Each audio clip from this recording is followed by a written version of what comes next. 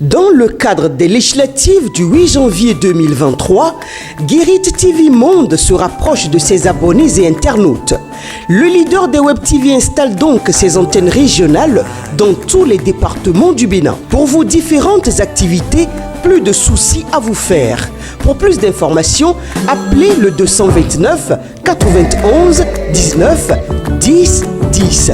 Guérit TV Monde, le leader des Web TV.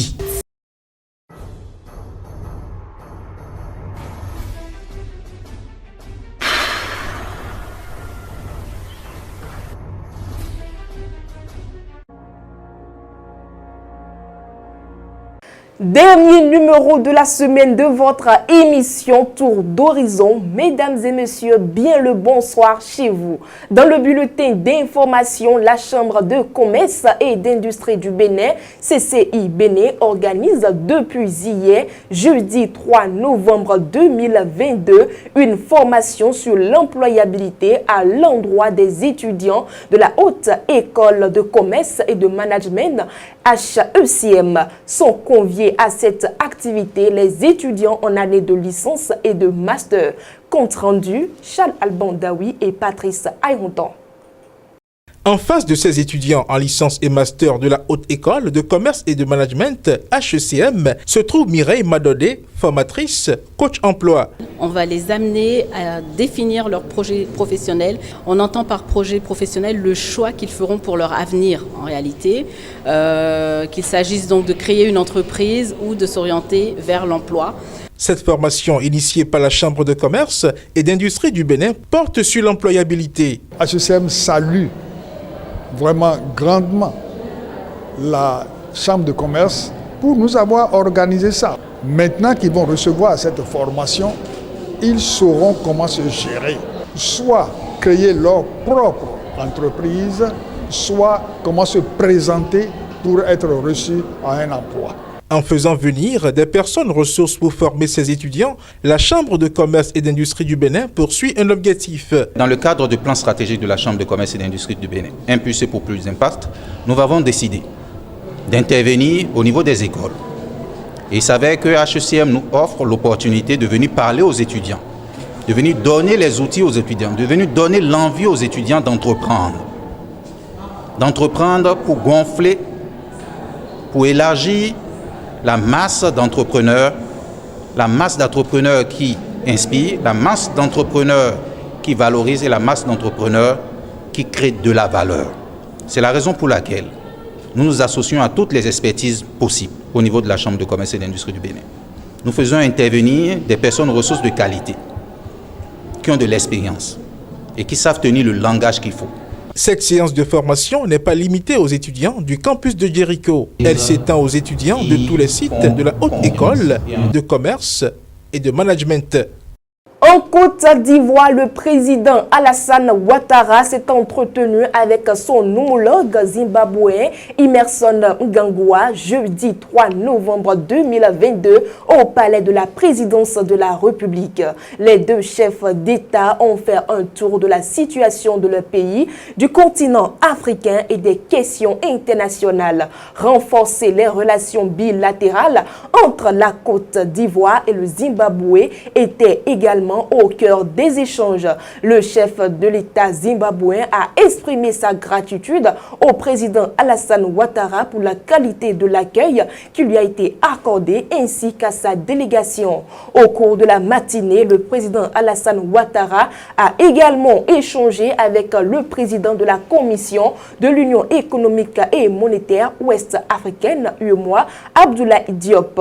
Et en début d'après-midi, le chef de l'État a eu un entretien avec la vice-présidente du Libéria, Jewel Taylor. Les échanges ont porté sur le renforcement des relations d'amitié et de coopération entre la Côte d'Ivoire et le Libéria. Lors de la 18e séance plénière de la semaine du groupe d'observation et de la Terre Géo organisée à Accra, Mercredi 2 novembre 2022, le vice-président ghanéen Dr Baoumia a déclaré que les données du géo étaient devenues de plus en plus importantes pour la prise de décision et que les programmes ciblés du gouvernement tels que les campagnes de réduction de la pauvreté et la lutte contre l'exploitation minière illégale reposaient en partie sur ces données. Mesdames et messieurs, ainsi prend fin le bulletin d'information. On se retrouve tout juste après la pause.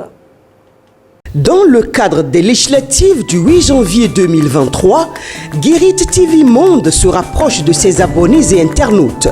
Le leader des Web TV installe donc ses antennes régionales dans tous les départements du Bénin. Pour vos différentes activités, plus de soucis à vous faire.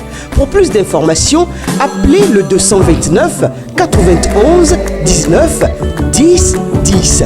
Guérit TV Monde, le leader des Web TV.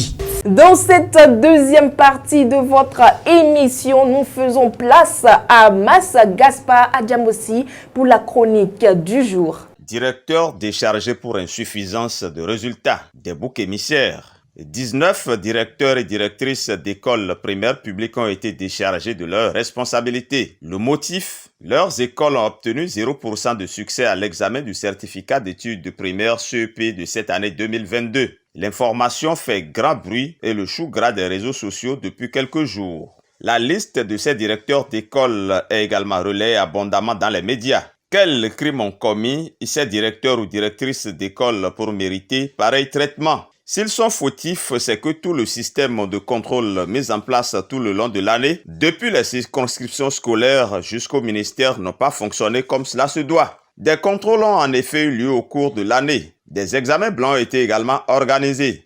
Quel a été tout le long de l'année le niveau affiché par ces écoliers? Cela paraît trop facile de jeter toute la responsabilité de ces échecs sur les pauvres directeurs et directrices en les livrant à la vindicte populaire. Ils ont certes une part de responsabilité car ils ont eu la charge et la responsabilité d'encadrer ces apprenants tout au long de l'année scolaire. Mais leur responsabilité est-elle de transformer des tarés entre griffes en des surdoués? Est-ce eux qui ont composé à la place des apprenants? Quid de la responsabilité également des parents de ces écoliers qui, pour les limoger ou les décharger de leurs responsabilités de parents? La sanction infligée à ces directeurs et directrices apparaît juste comme une manière de déplacer le réel problème, comme une manière de sauter des fusibles.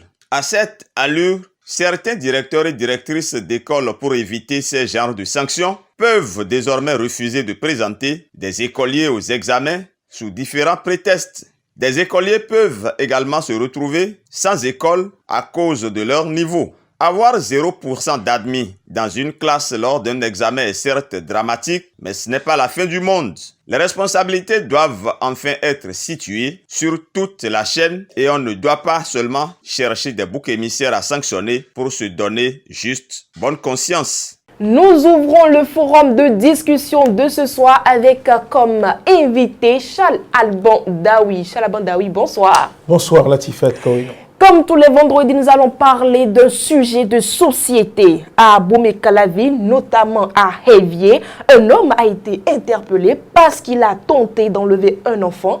Assommé de questions, il avoue travailler pour un prêtre de Vaudon contre 18 000 francs CFA le mois. Oui, vous savez, c'est choquant que d'apprendre ce genre de choses. 18 000 francs CFA pour une vie humaine. Et il avoue même qu'il n'est pas à son premier coup. Là, c'était une tentative qui n'a pas abouti. Si par le passé, ces tentatives ont abouti, ça veut dire qu'il a pu enlever des enfants qu'il a remis à cette personne pour 18 000 francs CFA. Vous voyez combien c'est choquant, c'est renversant. Il n'y a même pas de mots pour qualifier. La vie n'ayant pas de prix, même s'il avait dit 1 million, même s'il avait dit 18 millions, la vie n'a pas de prix pour qu'on en arrive là. 18 000 francs CFA pour aller capturer des vies humaines qu'on utilise pour faire je ne sais quoi. Je pense que c'est suffisamment grave. Notre société, eh bien, quand il y a ce genre de faits qu'on arrive à enregistrer dans notre société, cela prouve que voilà, il y a des âmes, des personnes dont la conscience est tombée si bas, tellement bas, je vais dire, plus bas que dans les chaussettes. Sinon, on ne peut pas comprendre qu'un être humain puisse accepter eh bien, qu'un autre être humain lui commande ce genre de choses pour être rémunéré à 18 000 francs CFA. Et franchement, il n'y a pas de mots pour apprécier ça. Quand on est parent et quand on apprend ce genre de choses, cela a de quoi retourner l'estomac, retourner les viscères. On se demande si ce genre de personne est vraiment quelqu'un de normal. Parce que bon, un individu normal, aller enlever un enfant, c'est quand même un risque.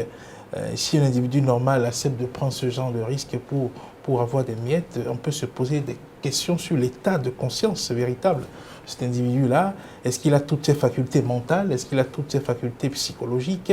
Est-ce qu'il n'est pas, eh bien, je dirais, un pervers? Je ne sais pas le mot utilisé pour comprendre ça, mais ce qu'il faut retenir, c'est que s'il a pu en arriver à faire cela, c'est que vraiment, il doit avoir forcément un problème qui est sans doute d'ordre psychologique. Sinon, un individu normal ne peut pas accepter commettre ce genre de délit, de faute.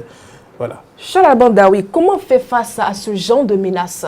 Vous savez, dans notre société, on fait face à plusieurs menaces chaque jour au quotidien.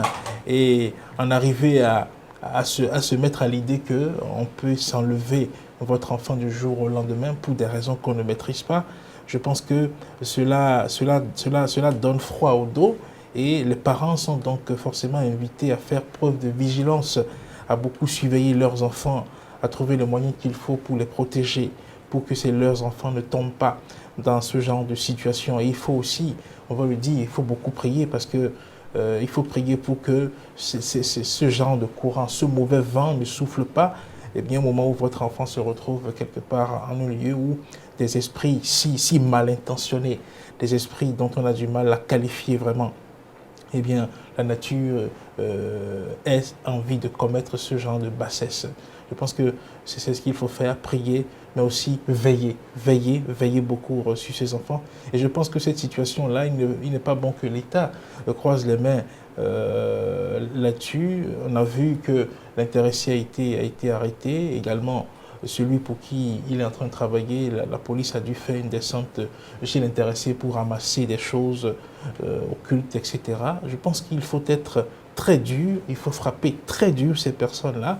Nous sommes dans un pays où la peine de mort est aujourd'hui supprimée, mais ce genre de personnes qui commettent ce genre d'actes doivent être condamnées à des peines à perpétuité. Il faut que ce soit des peines de réclusion perpétuelle, que ces gens-là ne voient plus jamais eh bien, le soleil comme nous autres on le voit, qu'ils soient incarcérés et gardés pour des années, pour peut-être corriger sa folie. Voilà. Ainsi soit-il, hein, Charles Albandaoui. Oui, on le souhaite vivement. Mesdames et messieurs, c'est la fin du forum de discussion de ce vendredi et sans transition, nous passons à la vidéo du jour que vous propose votre rédaction de Guérit TV Monde.